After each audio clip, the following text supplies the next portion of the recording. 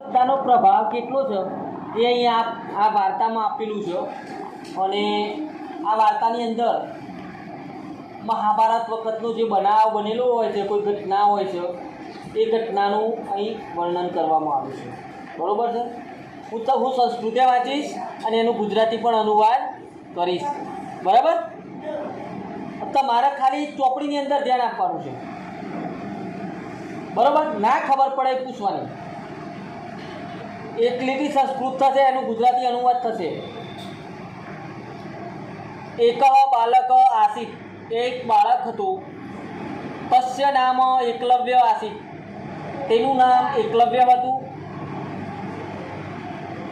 સ ધનુર્વિદ્યા પઠિતુમ ઇચ્છન્તિ સ્મ, તેને ધનુર્વિદ્યા ભણવાની ઈચ્છા થઈ હતી.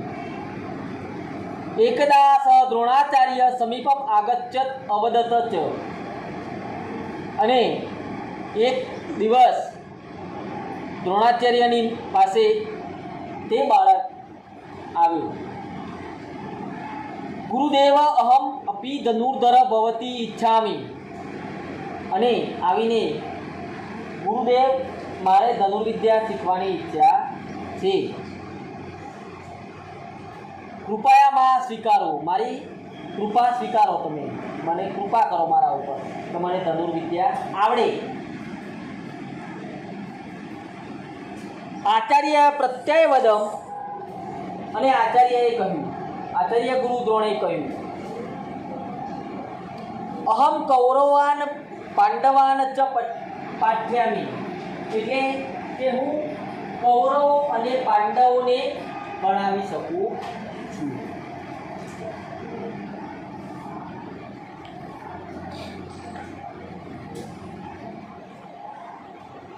અહમ ભવત શિષ્ય રૂપેણ સ્વીકારમ કરતું ન શક્નોક્તિ, કે હું શિષ્ય સ્વરૂપે તને સ્વીકારી શકતો નથી. પરંતુ આચાર્ય પ્રતિ તસ્ય શ્રદ્ધા શિથિલા ન અભવત, એટલે કે મારી જે આચાર્ય પ્રત્યેની શ્રદ્ધા છે એ માટે હું આભારી છું. સ આચાર્યસ્ય દ્રોણસ્ય એકમ મૂર્તિ અરચયત, અને એકલવ્ય પાછું જંગલમાં જઈ અને ગુરુ દ્રોણની મૂર્તિ બનાવવા છે સરસ મજાની.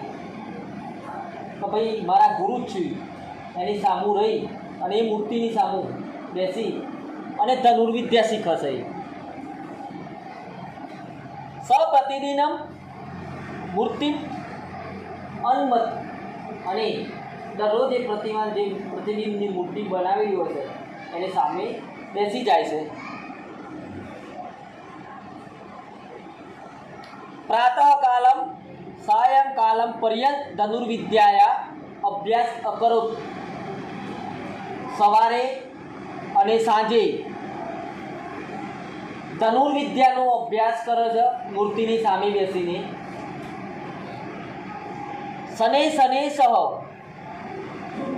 અને મોટો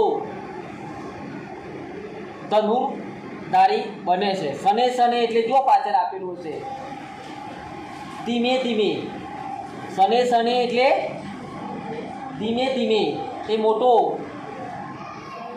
ધનુર્ધારી બને છે.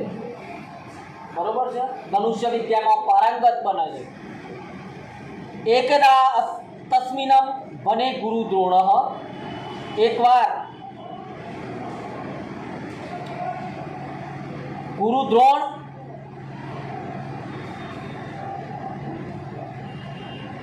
પાંડવો અને કૌરવોની સાથે જંગલમાં આવે છે. એકદા તસ્મિનમ બને ગુરુ દ્રોણ પાંડવે કૌરવે ચ સ આગચ્છ, ત્યાં આવે છે. ક્યાં આગળ? જ્યાં એકલવ્ય ગુરુની મૂર્તિ સામે મૂકી અને ધનુર્વિદ્યા શીખતો હોય છે ત્યાં.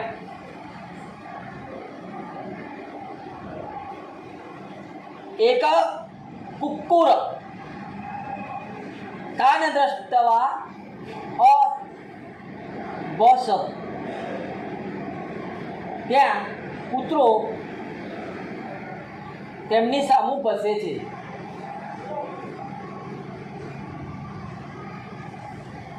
અર્જુનમ ધનુષ્યમ ઉત્થાપયતિ સ્મ, અને અર્જુન હોય છે તે ધનુષ્ય ઉપાડે છે અને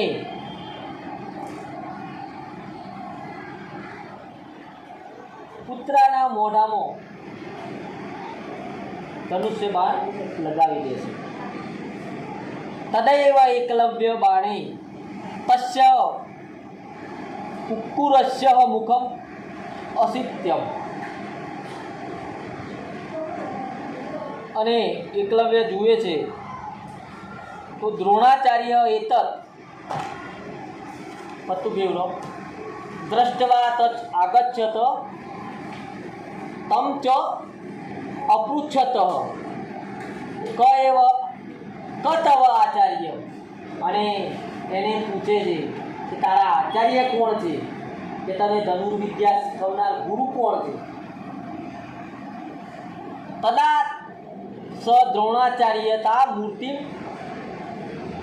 અદર્શયત, અને એકલવ્ય હોય છે તે દ્રોણાચાર્ય મૂર્તિની પાસે લઈ જાય છે.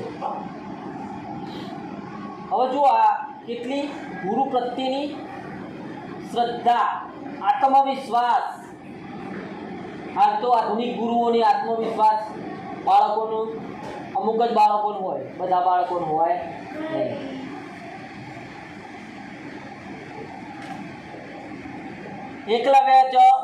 એકલવ્ય ગુરુ શ્રદ્ધાયા સ્વશ્રદ્ધાયા ચ પ્રતીક અસ્તિ. એકલવ્યને એના ગુરુ પ્રત્યે શ્રદ્ધા હતી અને એમના પ્રતિકરૂપે એમની મૂર્તિ બનાવી અને એની સામું રહી અને ધનુર્વિદ્યા શીખ્યું. એકલવ્ય અસ્માન શિક્ષયતિ સ્વયં જ્યોતિ સ્વયં પ્રજ્ઞમ ભવતુ. મેં મારી શિક્ષા આત્મબળથી સ્વયં જ્યોતિ સ્વયં પ્રજ્ઞ આંખોથી આ મૂર્તિ સામું બેસતો ગુરુ દ્રોણની એ વખત મને એ મૂર્તિરૂપી પ્રતીક સ્વરૂપી મારામાં શક્તિ આપી શીખવાની. How to teach, vote to teach.